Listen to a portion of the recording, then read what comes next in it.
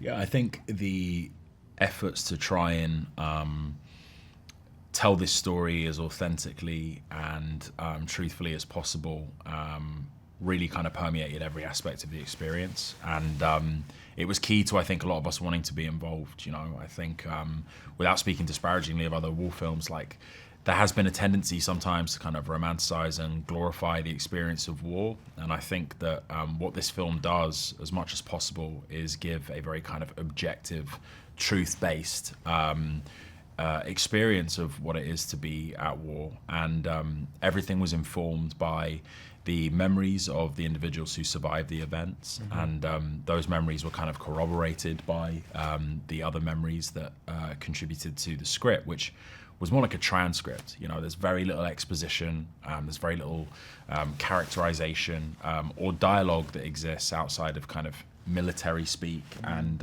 like technical talk. So that really kind of led us to make something that feels hopefully like authentic and contributes something different to the existing canon of war films. And also, just to add on top of that, I feel like allowing us to do these long takes and to really live in these scenes helped a lot because it felt very less, as actors, it felt very less like dramatized or what you said before, Hollywoodized in a sense, right? Either when the camera was on us or not, we were giving it 110%. And I feel like that is a level of authenticity that you don't see that often. I feel like, you know, cameras off, you just go chill. Yeah. Everyone came with, there's a certain just immense generosity and accountability that we all took, knowing the responsibility that we had, and, you know, we were all in it together.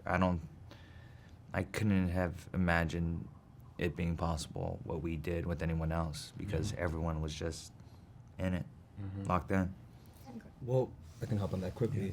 I mean, I think without the training experience, you would see a different result on screen. Right. I think as actors for us, it was so beneficial for us because it ended up turning to that we were just reacting to the situation, and less acting to it. I felt like, you know, we worked with such great actors that they sold it. You know, even to other actors, they sold it. And yeah. No, it was really cool. I think you're right. It wasn't like the traditional acting experience because not only was the script entirely unique, and because all the fictionalized and dramatized elements were stripped out of it, we were kind of also being asked to sort of respond based on the training that we'd received, and then also respond to people that we'd formed really strong emotional relationships to. So really, like, the acting challenge was kind of removed. You're asking to execute objectives, respond to protocol, and then also just naturally react to what the people around you are doing. So that felt really kind of unique. Yeah.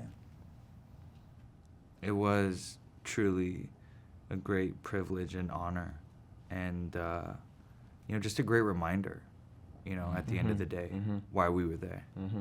You know, yeah, it's incredible, A24, Alex Garland, Raymond Mendoza, and everything, but, you know, and the incredible cast, but why we were there was because we believed in this story. We were moved by this story, and we wanted to honor Ray in telling this story so that his best friend Ellie could see it, and we built a bond with each other. We all came together, and, you know, not that Elliot needs taking care of, he doesn't. He's completely capable of everything and everything in life, but, you know, we spent so much time with him, and, you know, we held each other accountable, and, you know, not taking care of again. He's completely capable of everything. But, you know, how we took care of each other is how we took care of him. It was, we were a family, you know. I'd never need anyone to put in my dinner order, but everyone did it. There was always someone doing it. We were all taking turns, and it was a very, just an honor and privilege. And especially how open Elliot was to us, how, you know, he very much chose to stay with us at this hotel rather than go and stay with Ray in London, etc. I mean, in all honesty, you know, he really wanted to be around us, and we very much wanted to be around him. And once he came to set for the first time, for me at least, it was a realization You know, it's kind of like the nail in the coffin. You know, I mean, of course, I'm playing Ray, and Ray's behind that camera, and I know how important this is. But when you see Elliot come in, it changes the dynamic completely. Yeah. And Elliot, like all of the vets that contributed to the, you know, recreation of this event, you know, were critical because, you know, I think the concept of civilians sort of telling stories about the warfare environment, you always run the risk of getting it wrong and misrepresenting folks. And I think the exciting thing about warfare is that, you know, it is told by ultimately a civilian and a vet.